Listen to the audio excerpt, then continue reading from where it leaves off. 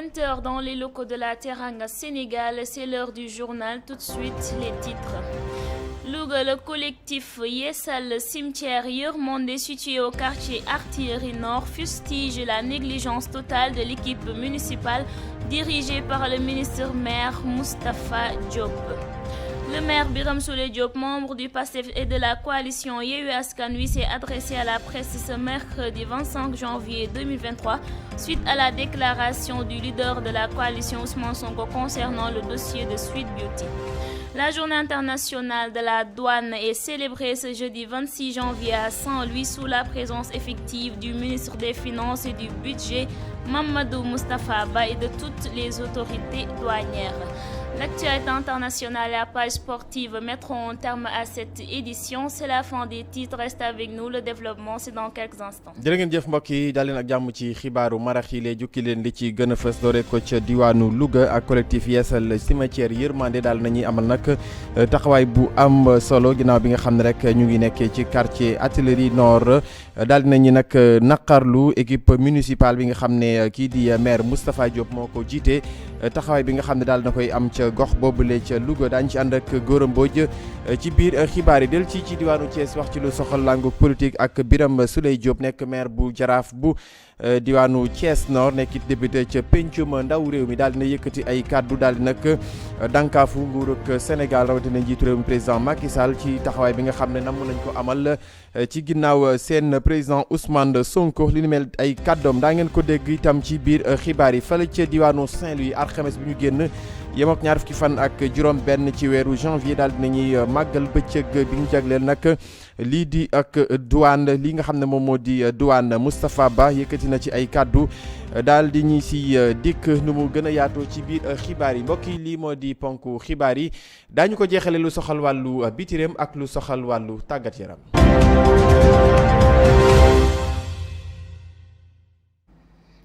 Absence de l'électricité, chute du mur de clôture et des tombes des morts aperçus dans des circonstances incommensurables.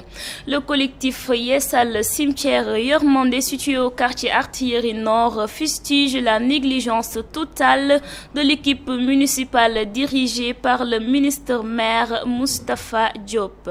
Suivons les explications des membres du collectif Yessal Cimetière Yërmandé au micro de Gora Mbodj. Cette situation, non seulement il y a un problème de sécurité, sur le plan social aussi, c'est pas bien de voir les tombes là comme ça, en traversant ici la route qui mène vers Bayax. Maintenant tu vas voir les tombes. Tu peux même lire les noms de ceux qui sont enterrés ici. Ça, c'est pas joli à voir. Et les autorités sont au courant. Ça, je le répète haut et fort, que les autorités sont au courant de cela. Maintenant, je ne sais pas pourquoi cette attente-là ou bien pourquoi cette silence-là, mais il devait nous au moins appuyer. Parce que nous, ce qui nous reste, mais ça, c'est les moyens. On commence avec un budget qui ne fait même pas 300 000 francs. Et pour faire un mur de 107 mètres, vous voyez l'état des moyens. Les moyens sont insuffisants. Donc, je le répète, surtout de la municipalité, sont au courant de cet état du mur de cimetière Yërmandé. Je ne sais pas est-ce qu'ils ont négligé ou non. En tout cas, ils nous avaient appuyé depuis le début avec un budget de 12 millions pour faire un mur environ de 100 mètres ou bien 100 mètres et quelques. Oui, ils l'ont fait. À côté, à droite des cimetières, ils ont fait un mur là. C'est tellement urgent pour nous de faire ce mur-là. Parce qu'il y a un problème de sécurité. L'électricité, le fil qui alimenter les cimetières aussi, c'est coupé. Donc ça aussi, nous interpellons toutes les autorités, que ce soit le gouverneur, le maire, Sénélec, pour qu'ils viennent rétablir ça le plus vite possible. Parce que ça aussi, il y a un problème. door xibaar yi ci kàllaamay kocc doore ko ca diwaanu Louga ginnaaw bi nga xam ne ñi nga xam ne ñoo di askan wi daal nañuy jànkonteel ay jafe-jafe ci wàllu courant rawatina ay mur de clôture yu sëg yoo xam ne dafay daanu lu nu mel nag tax na kuréel gi ñu duppee collectif Yeesal Cimetière Yërmandé jamono ji nag ñu ngi dànkaafu li nga xam ne moo di équipe municipale bi lu nu mel ñu daal di ci mën a jël ay matuwaay loole nag tax na ñu daal di ci joxoñ baaraamu tuuma kii di jaraafu gox bi di Moustapha Diop leeral ñu ànd ceeg suñu naataango Gora Mbodj. Décembre 2020 ba léegi ñu ngi ci ndax armeel gënoon na doy waar ci côté bële noonu la meloon après bi ñu toogee ñun ci la ñu xalaatee ni war nañu góorgóorlu ba mën a defaraat armeel yi ndax ñun ñoo dëkk ci quartier bi kon ñoo ci gën a yey. ak waaw mu ngi suuf si fi mu toll xool boo xoolee chrétiens yi am na ñoo xam dañ leen a taf sax pour bañ suuf si wàcc ba néew bi di feeñ xam nga yooyu danger la boo xam danger public la ci autorités yi ñoom ñoo ci war a taxaw. léegi ñun li ñu mën mooy volonté am yéene ak bu dara amee ñu liggéey mais autorité municipale yi nga xamante ni ñoo yore ndax armée municipale chaque année dañ koy voter budget kon waruñu ko seetaan mu mel ni non xamaguñ ko dëgg naa voté nañ ko mais xamaguñ lan mooy budget bi. sécurité dëkk bi kon li mel nii bu ko gisee nga xam li danger la moom moo war a njëkk a jóg pour loolu dem na te armée amatul courant ndax poto bi fi mu toll nii dafa daanu margo bi benn waaye defal yàlla mooy bàyyi ma faal moo financé margo bi yëpp ba pare na mais courant depuis 7 mois ngi nii maa ngi daw ci courant pour am ko mais mënuñu fexe ba am abonnement courant maire bi ci maire bi la taxawee. waaw loola booba ba tey ñu ngi leen di xaar waaye gisaguñ leen nag ku mel ne monsieur le maire gisaguñ benn autorité boo xam ne daal fekk nga nu fii. bu metti ndax war nga ko filmer ba xool ni mu mel ba population bi gis ko xam ne mën na indi fitna mën na ñaawteef tubaarkàlla bu kenn mësul gis tamit nag lii dafa rafetul sax ci gis-gis ñu ngi woo ñëpp nag. Le maire Birame Souleye Diop, membre de PASTEF et de la coalition Yewwi Askan Wi, s'est adressé à la presse ce mercredi 25 janvier 2023 suite à la déclaration du leader de la coalition Ousmane Sonko concernant le dossier de Sweet Beauty. En effet, ce dernier se dit prêt pour accompagner Ousmane Sonko dans son combat. Il est au micro d'Abdoulaye Ndiaye. Sonko dafa def son testament. Ñun ñëpp on a fait notre testament.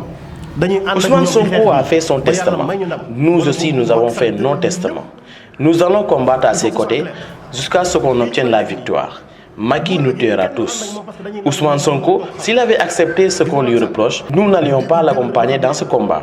Nous allons montrer à Macky Sall que nous sommes prêts pour la confrontation. Et nous sommes totalement d'accord avec Ousmane Sonko et nous allons le rejoindre partout où il veut.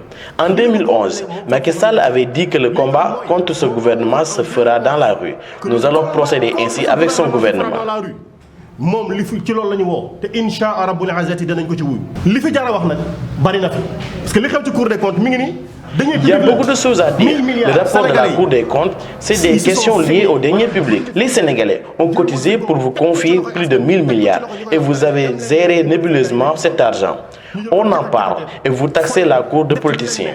Celui qui évoque ces faits est vu comme membre de PASTEF ou de la coalition Yewwi Askan Wi. Comme certains juges, la Cour et même le FNAC. Nous exigeons à ce que la Cour fasse son travail sur ce rapport et toute personne épinglée soit entendue parce que si c'était un Ousmane Sonko, il serait appelé. On a écrit au président de l'Assemblée nationale et jusqu'à présent, il n'y a aucune réaction. Aujourd'hui, on a déposé auprès de la Cour des comptes et de la Cour suprême. On les a carrément dit de faire le travail nécessaire. C'est notre argent et ils nous doivent des explications.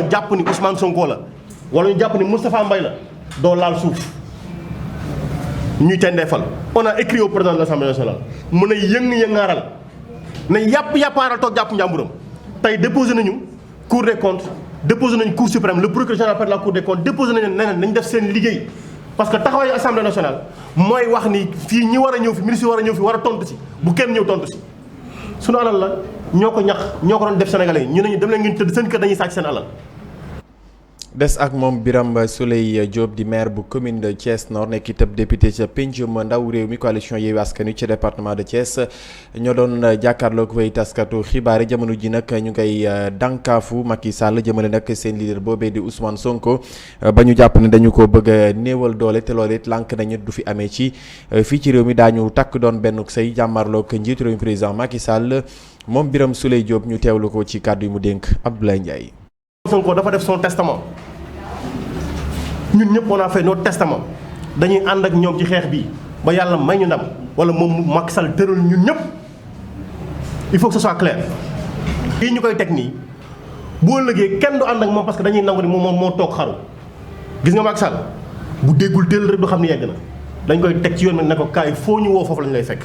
moo tax ñun dañoo ànd totalement ak président Ousmane Sonko ci li mu wax ne ko fi nga ñu woo fa lañ lay fekk li nga bëgg moom lañ lay moom foofu lañ lay fekk.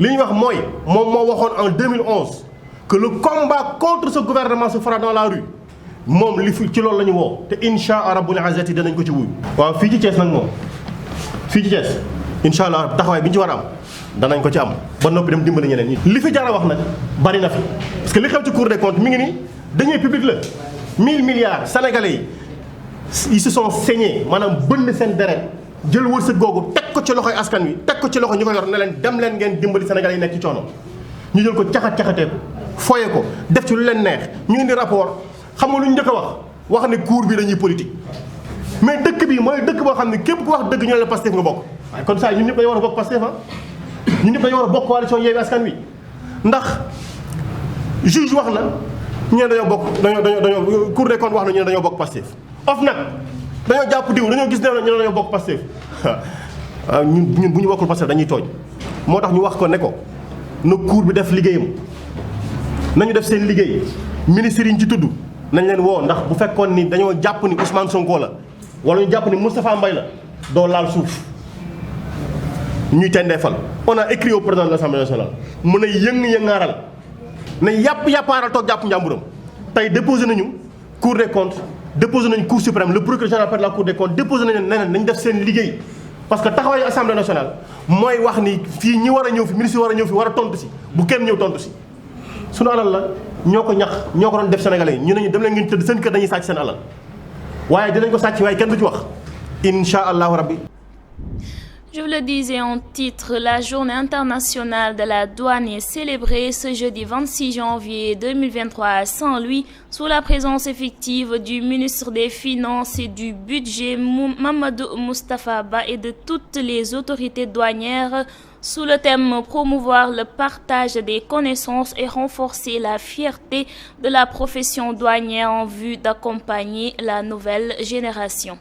Mamadou Moustapha Ba, ministre des Finances et du Budget, s'est prononcé au micro de Sophie Dramé. La journée internationale des douanes célèbre les efforts incessants d'hommes et de femmes qui œuvrent à la transformation structurelle du pays pour l'atteinte des objectifs assignés par l'État.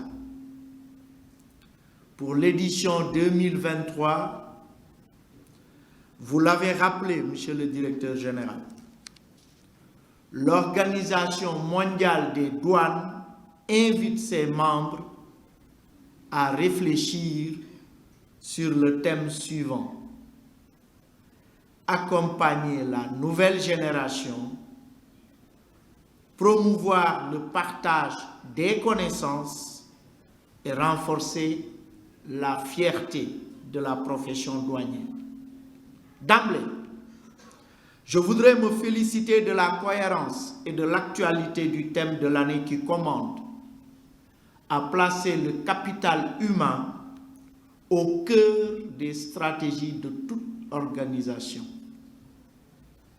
Le capital ou potentiel humain est entendu comme l'ensemble des connaissances, aptitudes, expériences, talents et qualités accumulées par une personne et qui participent à la détermination de sa capacité productive.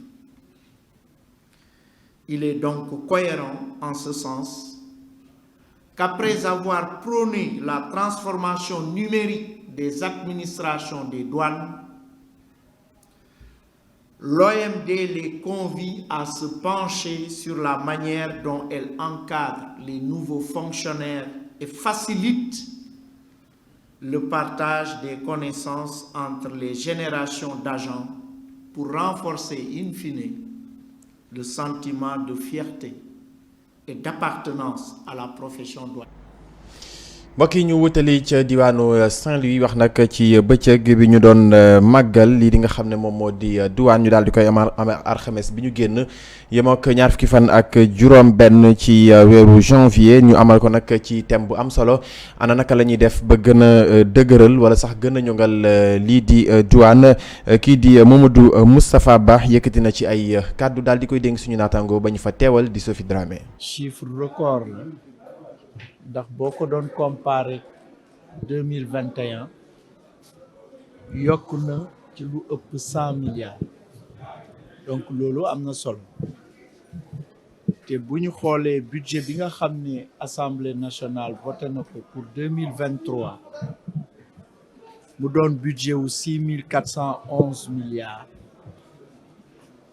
douane lim ci contribuer ci wàllu recette yi nga xam ne ñu ngi koy xaar ren 2023 toll na ci 1231 milliards yoo xam ne yaakaar nañ ne douane dina ko mën a dugal te loolu am nañ ci yaakaar bu baax a baax ndax koo xam ne atteindre na résultat wu 2022 malgré que douane am na recette yu bëri ndax président de la République son excellence Macky Sall bu ngeen dafa jëloon ay mesures yu am solo pour que pouvoir d'achat population bi mën a yokk njëg yi wàññeeku am na recette yu bëri yu douane waroon na am yoo xam ne douane daf ko teggi pour que dund bi ci population bi mu gën a yomb ci ñoom malgré loolu douane atteindre na ba dépasser objectif am yi daaw ren aussi malgré loolu yaakaar nañ ne dinañ ko atteindre parce que janvier bi rek xam nga buñ ne objectif recette douane ci at mi fukki weer ñaari dañ koy mensualiser janvier bi rek li ñu yaakaaroon ne douane dina ko indi na ko daanaka te weer bi deewagul. Le maire de la commune de Roche-sur-Yon et son équipe en visite de travail de 24 heures à Tambacounda. Pour rappel, les villes de la Roche-sur-Yon et celle de Tambacounda sont partenaires depuis plus de 30 ans. Durant ce séjour, les deux parties ont discuté sur les projets et programmes dans les domaines sanitaires, éducatifs, sportifs et culturels. C'est un reportage de Junior Ba. Bien accueilli à Tambacounda, le maire de la commune de la Roche-sur-Yon a rendu visite à son homologue de la commune de Tamba. Une discussion riche sur les domaines de la santé, de l'éducation, du sport et de la culture. 3 axes de coopération ont été travaillés par nos équipes conjointes sur la culture, sur la jeunesse et sur le sport. Et j'espère que ces 2 journées, je suis sûr que ces 2 journées vont nous permettre d'avancer sur ces axes de coopération pour travailler à l'avenir commun. Oh, c'est formidable, c'est exceptionnel, c'est beaucoup d'émotions. Et je ne m'attendais pas à autant de couleurs et de musique. Vraiment, ça me touche vraiment au fond du cœur. Pour rappel, cette collaboration entre la mairie de la Roche-sur-Yon et celle de Tambacounda date de plus de 30 ans. Et les fruits d'une telle collaboration sont toujours bénéfiques au profit. mu nga mbokk yi ñu àddu ci leneen ak gox bi ñu duppee Roche-sur-Yon nekk ca diwaanu Tugal lëkkaloo nag ak ville bu Tambacounda daal la ñuy amal nag benn visite boo xam ne dafa toll ci ñaari fan ca diwaanu Tambacounda lu ni mel nag ñu fàttali ne booba ba léegi mu toll ci fanweeri at ñaari gox yooyu daal di lëkkaloo ci visite boobu nag pencoo nañu lu jëm ci wàllu programme yu am solo jëm ci wàllu njàng ak njàngale jëm sax ba ci wàllu tàggat yaram ak lu jëm ci wàllu lii di sculpture ñu daal di ci teewlu suñu naataango Junior Ba. ginnaaw bi ñu ko dalalee ak jàmm maire bu commune bu Roche-sur-Yon daal dina seet si naataangoom bu nekk Tambacounda ngir yaatal waxtaan ci wàllu tàggat yaram caada jàng ak jàngale ak wér gu yaram. tey équipe municipale Roche-sur-Yon avec tout son staff ñëw nañu tey jii gane suñu pour ñaari fan pour xool naka la ñuy liggéey su wàllu éducation santé ak culture ak sport te loolu yaakaar naa ne fii ak ñaari fan. waxtaan bi dina tax te yaakaar naa ne ñoom ni ñu gisee mairie bi équipe municipale bu bees bi dañu sawar a gën a collaborer ak ñoom waaw bu baax sax parce que dégg nga lu mu ko wax nee na carrément ne d'abord lu mu gis fii ak teeru bu ñu ko teeru bégte la si am te yaakaar naa ne lu ñu nar a sumb dañu ànd ñun ñëpp sumb ko waaw. di fàttali lëkkaloo bi ci diggante mairie bu Roche-sur-Yon ak bu Tambacounda weesu na fanweeri at bile lëkkaloo di wéy di jëriñ askan wi ca fa ñu nekk.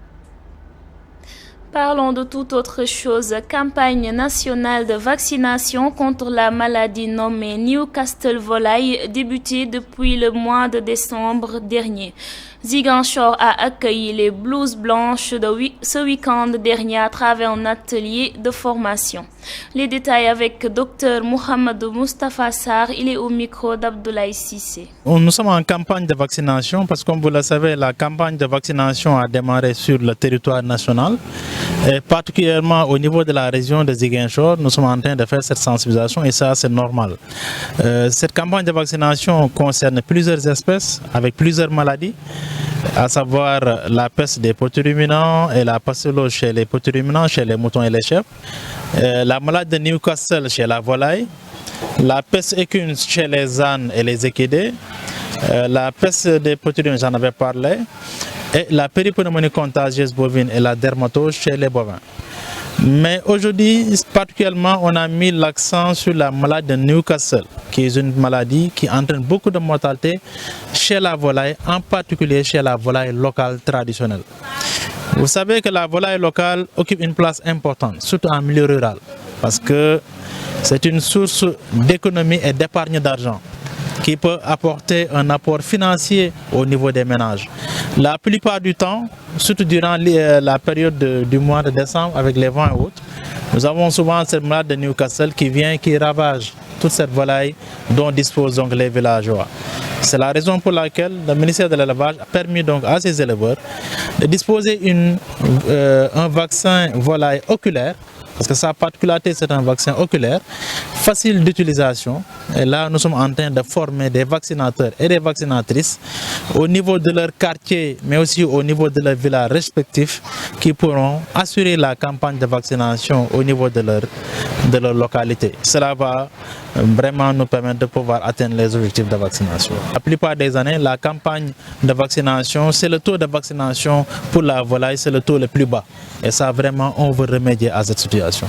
Et en fait, à la suite de cette formation, les attentes, c'est quoi? On pense que ce sont des gens qui seront capacités, qui auront vraiment des connaissances supplémentaires sur la maladie de Newcastle, mais aussi sur les bonnes pratiques de vaccination, parce que nous avons fait une formation théorique, mais aussi une formation pratique, qui leur permettra après de pouvoir aller sur le terrain, être apte à la vaccination et respecter les bonnes conditions de vaccination. Ceci aussi sera efficace pour la qualité du vaccin et un taux de vaccination.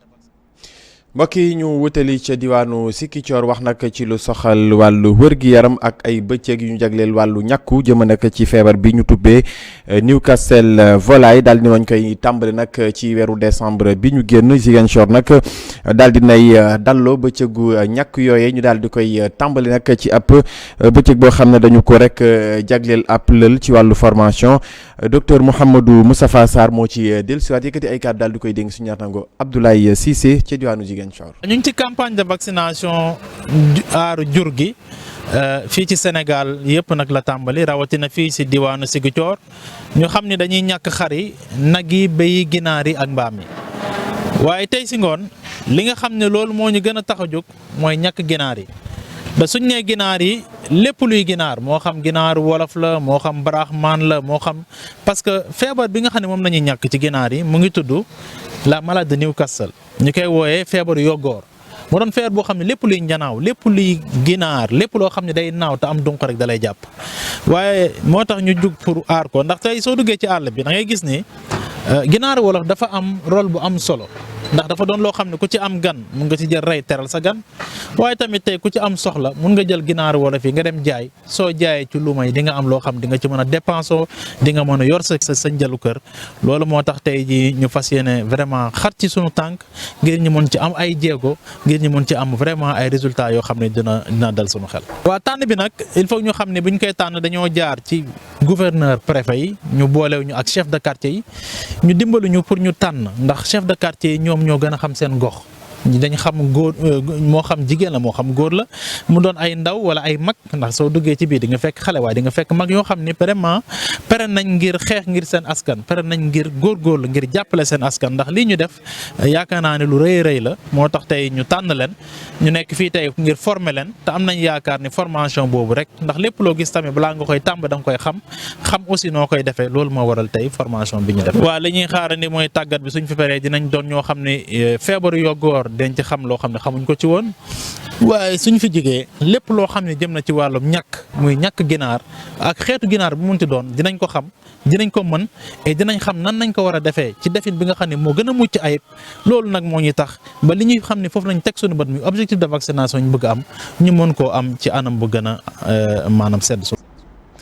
Merci Abdoulaye Cissé. L'actualité internationale, c'est avec Oumoul Khairi Cissé. Démarrons l'actualité internationale en Ukraine. Le Canada va livrer 4 charges Léopard 2 à l'Ukraine pour l'aider à combattre l'invasion russe.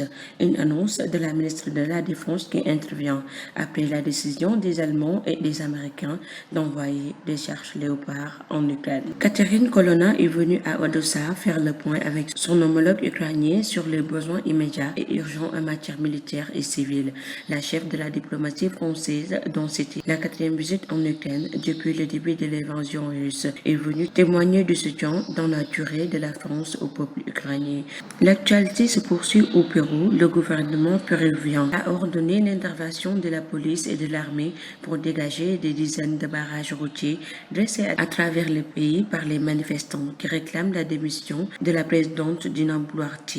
Les affrontements entre forces de l'ordre et sécurité et manifestants ont fait au moins 56 morts en un mois et demi de crise. Pour ainsi terminer l'actualité en Tunisie, le taux de record d'abstention au premier tour des élections législatives de décembre, près de 89%, a révélé le désintérêt croissant des Tunisiens pour la politique, alors que le deuxième tour se joue ce dimanche 29 janvier dans les régions. Certains abstentionnistes expliquent leur désaveu comme à Catana, dans la zone de Gabès au sud tunisien. Dans cette région, le taux de participation au premier tour n'a pas dépassé les 7%. C'était tout pour cette page internationale.